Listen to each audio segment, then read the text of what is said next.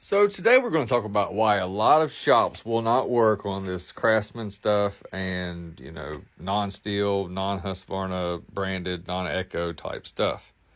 So a customer brings this in. He said he's owned it for a few years now. He's run nothing but non-ethanol gas in it and loaned it out to a neighbor.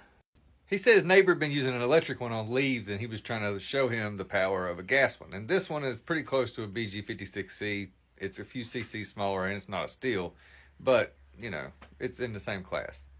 So he said when he got it back from his neighbor had emptied the fuel out and run it dry. And this year, whenever he went out there, his fuel line was broke. I said, well, let's make sure he had oil in the ethanol fuel he was using. And it appears he did.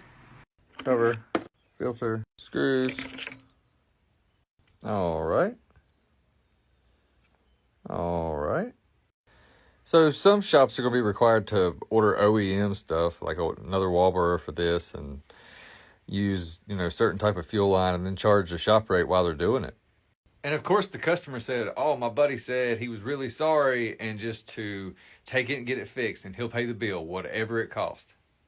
So get your wire through the hole, cut wire, snip at an angle, get through the back at the neck, up and around, and twist small enough to go through the hole. As you get it started, apply some lubricant. Help guide it in as you pull on the wire. Just inch it along. It should be a good snug fit. When you're out of the tank, it's fuel filter time. Pull it back where you want it. Shoot it home. Same thing with the return line, except this time, snip it off and put this on.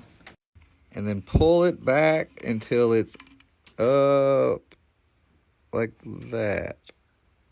We have a new carburetor, fuel line in the back, return in the front. The new line's hooked up. This back on here should be in a good spot to test.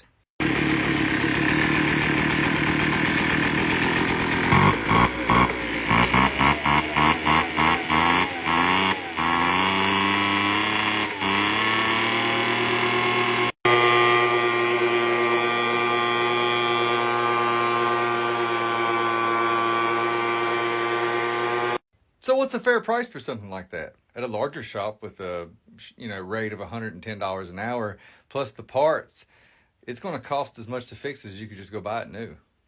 And that's why if you ask, most places won't even touch something like this.